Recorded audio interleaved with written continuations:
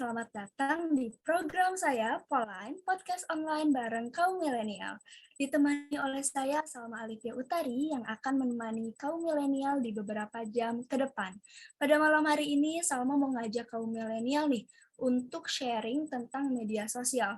Ngomong-ngomong tentang media sosial, sekarang kaum milenial pasti pada pakai medsos kan ya? Nah, sekarang tuh banyak banget fitur-fitur di media sosial untuk mempermudah kegiatan sehari-hari yang dimana fitur-fitur tersebut bisa dipakai kapan aja dan di mana aja. Wow, keren kan ya?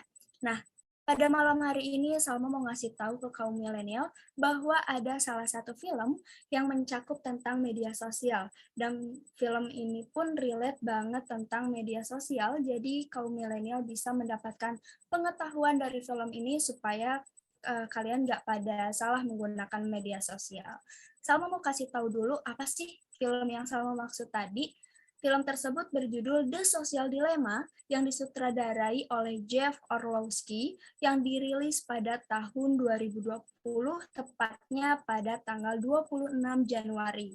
Film tersebut menceritakan tentang pengalaman mantan pegawai dan juga eksekutif perusahaan raksasa teknologi media sosial. Dokumenter ini juga memberikan gambaran betapa menyeramkannya media sosial yang sudah melekat dengan kehidupan manusia. Agak takut juga ya. Nah, langsung aja di sini Salma kedatangan bintang tamu yang akan menceritakan atau mereview film The Social Dilemma. Halo, selamat malam. Halo, Ya, selamat halo, malam. selamat malam. Apa kabar nih kalian? Alhamdulillah baik. Baik. Alhamdulillah baik. Alhamdulillah baik. Sebelumnya bisa perkenalkan dulu mungkin di ya. Oke, perkenalkan nama saya Nenda Kurniawan, bisa dipanggil Nenda. Oke, halo Nenda. Halo. Ya, perkenalkan nama saya Muhammad Audrey Anggara, bisa dipanggil Audrey aja ya. Ya, Audrey. Halo Audrey. Halo. Ya,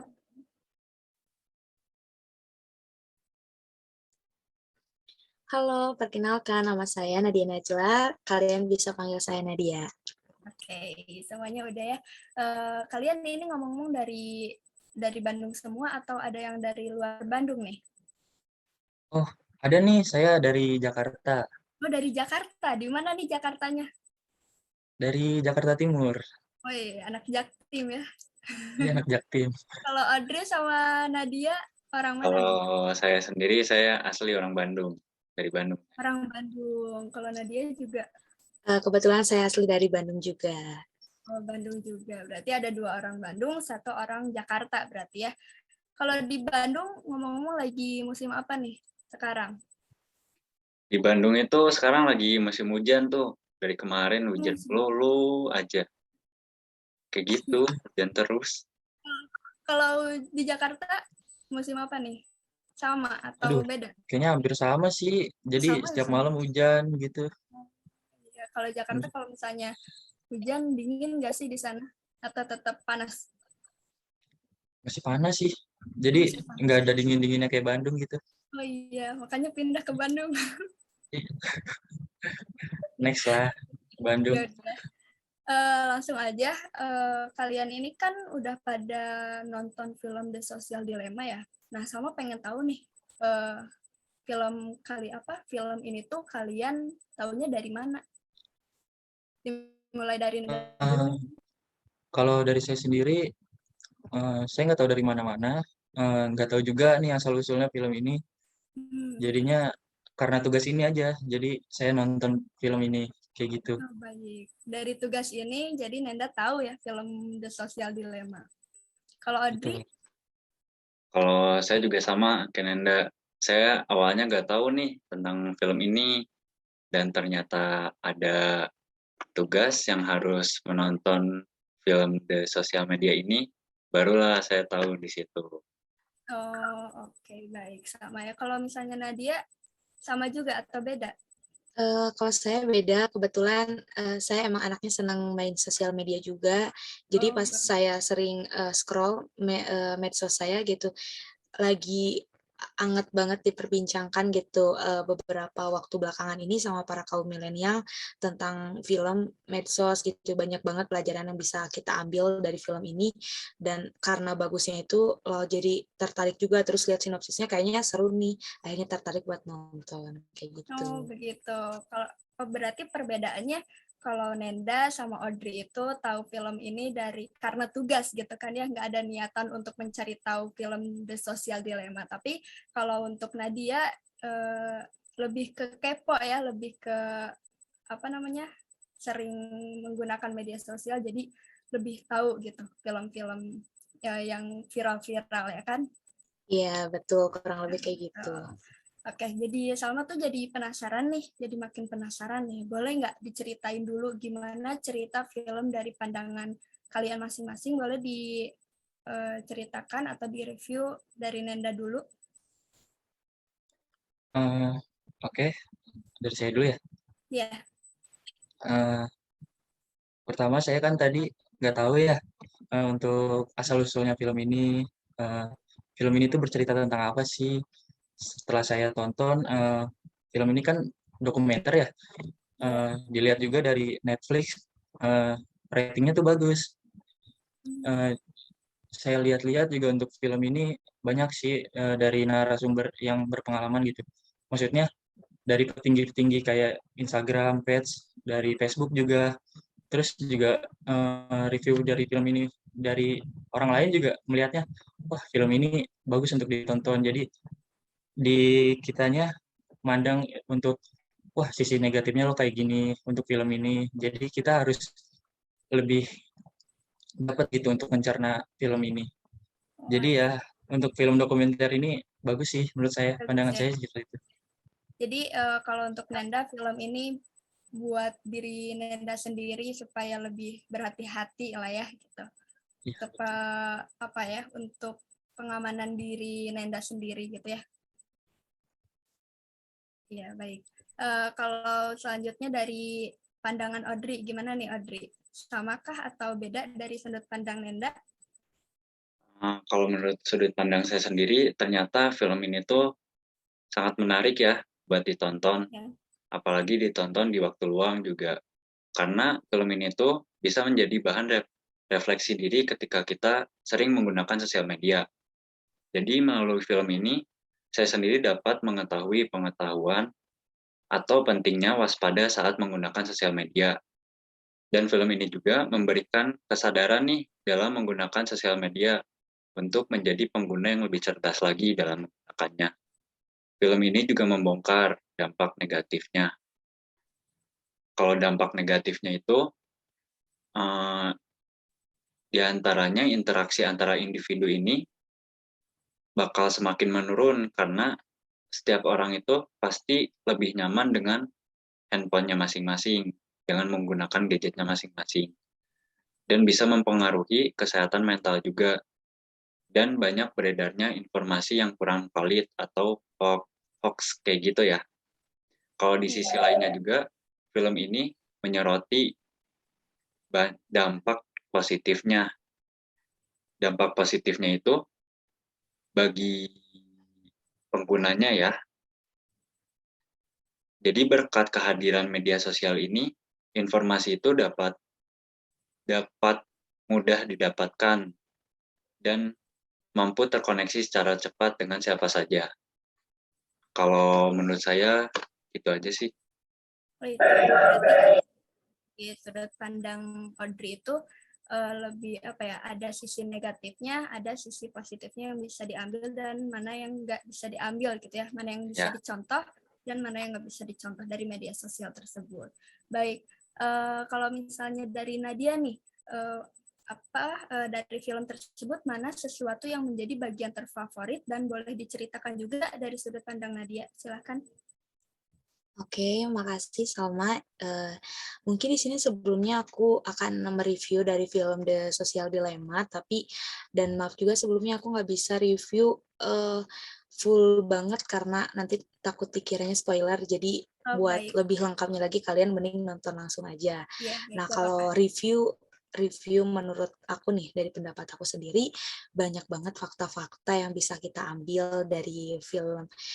Banyak banget pelajaran-pelajaran yang bisa kita ambil dari film ini. Dan setelah aku nonton tuh bener-bener banyak apa ya, fakta-fakta menarik gitu di dalam film ini tuh. Jadi ada apa ya, di sini tuh mereka tuh kayak diceritain ada kayak teknik memanipulasi menggunakan data user gitu, yang nantinya tuh dipakai buat keuntungan perusahaan, tapi itu tuh bukan satu-satunya fakta yang bisa kalian temuin di film ini, karena masih banyak fakta yang lain gitu.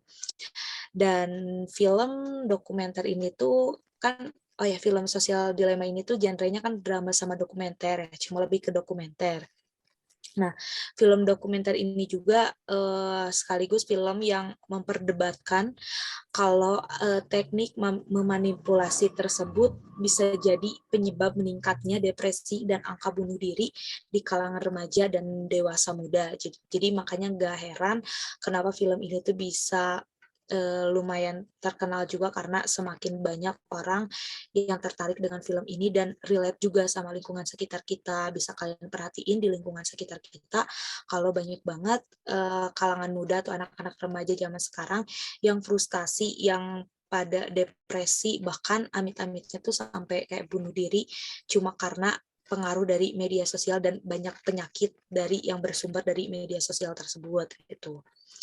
Terus di sini juga di sosial dilema pun ngebahas tentang gimana sih tindakan atau aktivitas user pada sebuah platform online supaya yang berupaya untuk dilacak, diukur, dipantau, atau direkam oleh perusahaan yang terkait. Jadi ada sebuah perusahaan yang bisa menggunakan user sebagai maaf, ada kucing aku yang bisa menggunakan segala cara gitu untuk mencapai keuntungannya. Nah, terus apa lagi ya? Di sisi lain tuh ada fakta lainnya yang bisa kita ambil tuh pelajarannya, adanya disinformation for profit business model.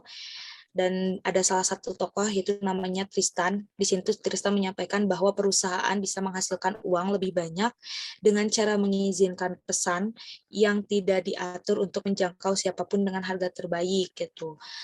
Nah, jadi singkatnya yaitu ada sebuah pesan atau informasi yang tidak dikehendaki dan cenderung mengganggu yang bisa masuk ke media sosial kita. Nah, kalian juga pasti pernah kan tiba-tiba dapat pesan atau promosi yang tiba-tiba datang dan bingung dari mana asalnya. Nah, dari di sosial media ini dijelasin lah kurang lebih ceritanya tentang tiba-tiba munculnya pesan itu tuh karena apa gitu. Terus belum lagi adanya permasalahan hoax dan propaganda yang bisa kita pakai untuk mempengaruhi iklim politik di suatu negara. Sebagai apa ya? Sebagai mantan Google Design Ethics, si Tristan ini tuh mengutarakan pendapatnya kalau ini tuh bukan tentang sebuah teknologi yang menjadi ancaman eksistensial, tapi merupakan kemampuan sebuah teknologi yang menciptakan sesuatu yang buruk di masyarakat. Nah, hal tersebut diperparah kenyataan bahwa hal buruk yang terjadi di masyarakat saat ini adalah terancamnya eksistensi. Mungkin selain fakta-fakta yang menarik pun di sini juga banyak yang bisa dipelajari tentang dua sisi dunia media sosial dan mengulik seluk-beluk media sosial. Nah, pasti banyak yang masih penasaran kan karena review aku nggak full banget. Nah, makanya jangan lupa nonton The Social Media cuma di Netflix ya, teman-teman. Wow, terima kasih banyak buat Nadia. Sama-sama. Sudah menceritakan full, berarti ya nggak terlalu full tapi lengkap gitu ya. Nah, seru juga ternyata ya film tersebut, tetapi film ini selama dengar-dengar dari hasil review kalian bertiga, film ini tuh lebih menceritakan ke hal buruk teknik dari media sosial ini ya.